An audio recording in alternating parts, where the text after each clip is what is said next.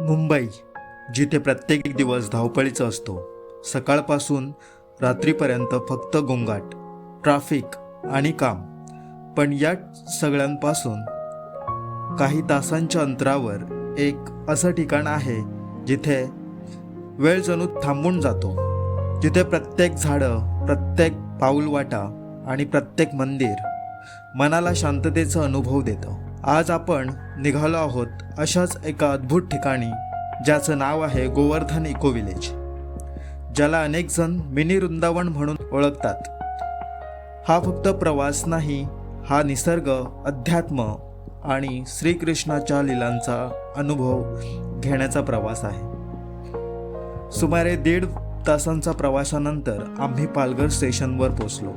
Govardhan eco विलेजचं अंतर सुमारे 35 ते 40 किलोमीटर आहे. स्टेशन बाहेरून शेअर टॅक्सी सहज मिळते. प्रत्येक व्यक्ती 100 रुपये भाडं लागतं. आणि अखेर समोर दिसलं गोवर्धन इको विलेजचं भव्य प्रवेशद्वार.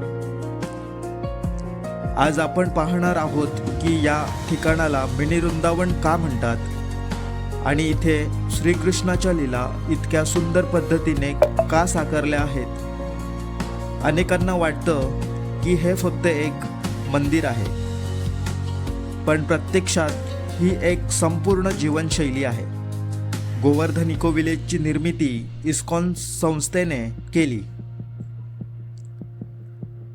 उद्देश होता आधुनिक जीवनातही निसर्ग, अध्यात्म, साधेपणा यांचा समतोल कसा राखता येईल हे जगाला दाखवणे.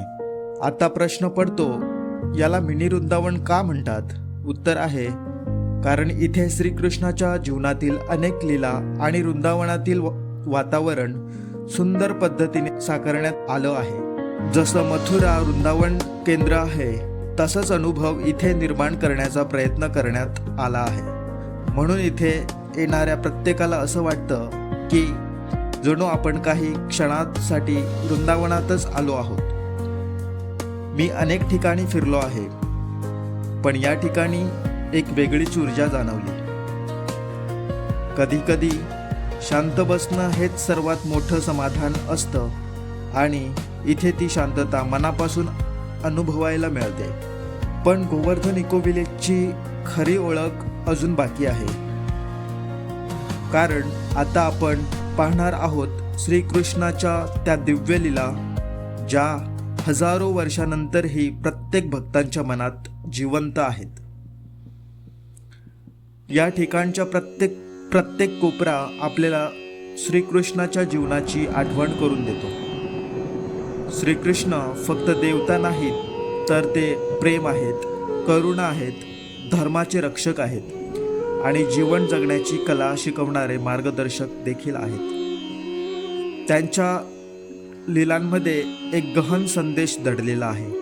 मंदिराच्या बाहेर पडताच आमच्या समोर उलगडलं ते एक वेगळंच जग. हिरव्यागार झाडांनी वेढलेले रस्ते, रंगबेरंगी फुलांनी सजलेल्या बागा आणि प्रत्येक कोपऱ्यात जाणवणारी शांतता.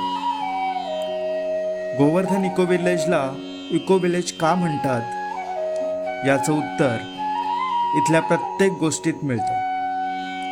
निसर्गाचं जतन, स्वच्छता, पाण्याचं संवर्धन आणि पर्यावरणाशी सुसंगत जीवनशैली हे इथल्या संस्कृतीचा भाग आहे.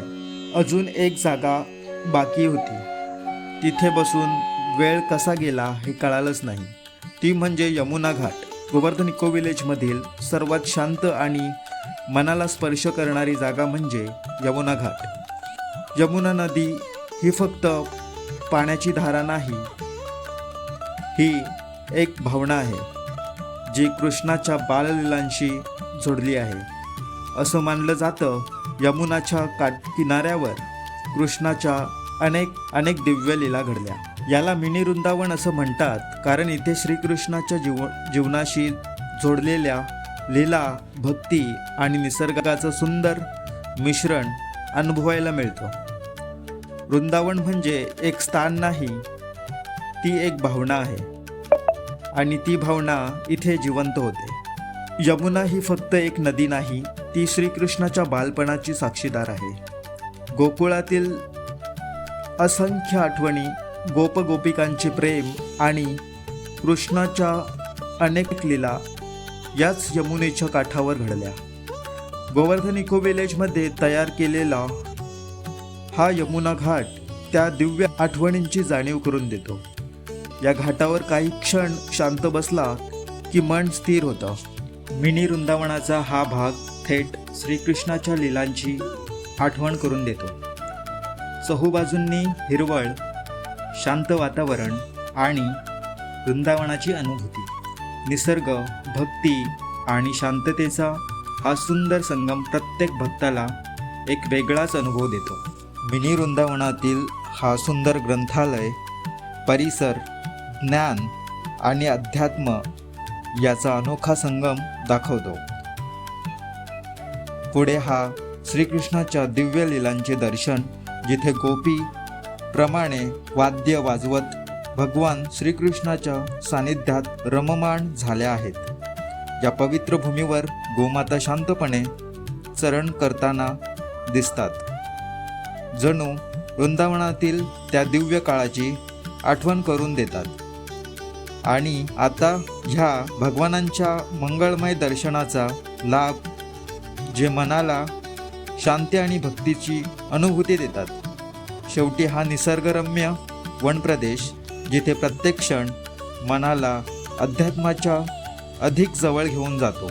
गोकुळात लहान बाळ कृष्ण, पण त्याच्यावर संकटाची सावली होती. पहिला आला बैलगाडीच्या रूपात मृत्यू घेऊन, पण कृष्णाने फक्त लाथ मारली आणि असुराचा अंत झाला. नंतर आला तृणावत वादळ बनून कृष्णाला उचलून नेलं, पण त्या छोट्याशा बाळाने यालाच आकाशात गिळून टाकलं. आणि शेवटी पुतना, जी आईसारखी येऊन विष पाजायला आली, पण कृष्णाने तिचा उद्धार करून तिला मुक्ती दिली.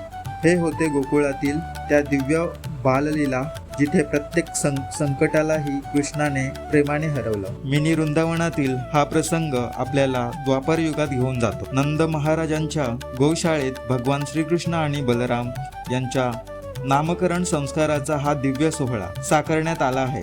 या मंगळ प्रसंगात संपूर्ण गोकुळ आनंदाने भरून गेले होते आणि सर्वत्र उत्सवाचे वातावरण होते. आणि आता घ्या नंदभवनाच्या पवित्र दर्शनाचा लाभ. याच ठिकाणी बालकृष्णाने आपल्या बाळलीला करून सर्वांच्या हृदयात स्थान मिळवले.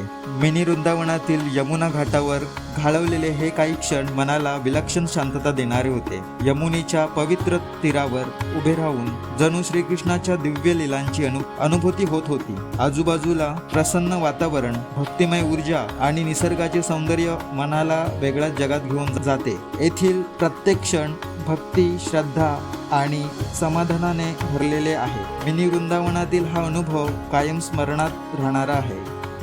ज्या ब्रह्मदेवांनी संपूर्ण सृष्टी निर्माण केली, त्यांनाच एकदा गोकुळात गोंधळ झाला. गोकुळात श्रीकृष्ण आपल्या गायी वासरांसोबत आनंदात खेळत होते. तेव्हा ब्रह्मदेवांनी श्रीकृष्णाची दिव्य शक्ती तपासायचं ठरवलं. त्यांनी सगळ्या गायी आणि गोपाळांना क्षणात लपवून टाकलं, पण कृष्ण शांत राहिला आणि काही क्षणातच त्याने तसंच नवीन गोकुळ, नवीन गायी आणि गोपाळ निर्माण केले. ब्रह्मदेव स्तब्ध झाले. त्यांना कळालं की हा साधा बालक नाही, हा तर साक्षात परमसत्य आहे. तर अशी होती ही ब्रह्मा विमोहन लीला.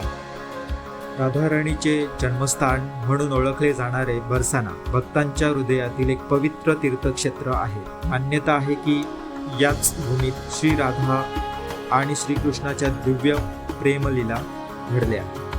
बरसानातील प्रत्येक गल्ली, प्रत्येक टेकडी आजही त्या प्रेमाची साक्ष देतो. इथे येणारा प्रत्येक भक्त राधाराणीच्या कृपेचा अनुभव घेतो.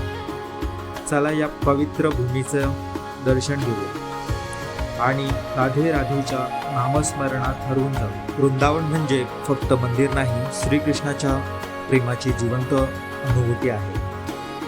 या गोशाळेत प्रत्येक गाय म्हणजे गोमाता आणि प्रत्येक क्षण म्हणजे सेवा व भक्तीचा उत्सव. बाळकृष्णाला गोपाळ आणि गोविंद असे म्हणतात कारण त्यांचे गोमातेवरचे अतूट प्रेम होते. आजही या गोशाळेमध्ये त्या दिव्य प्रेमाची अनुभूती मिळते. गायींची सेवा म्हणजे केवळ सेवा नाही तर श्रीकृष्णाच्या चरणी अर्पण केलेली भक्ती आहे. जर तुम्ही मुंबईच्या आसपास एखादी शांत, सुंदर आणि आध्यात्मिक जागा शोधत असाल तर गोवर्धन इको विलेज नक्की विजिट करा.